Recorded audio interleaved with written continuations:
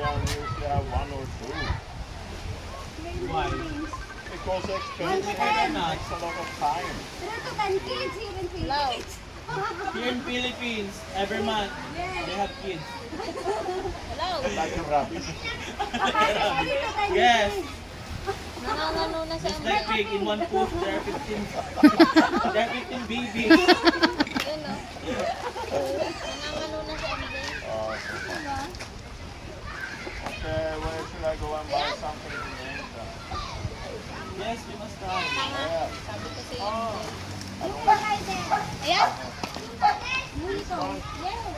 Parang masarap sumakay dun, Pi. Sama tayo. Ikaw lang. Takot ka? Takot ako dyan. Ay, ako nga kanina, first time natin sa ano eh. Takot ako dyan.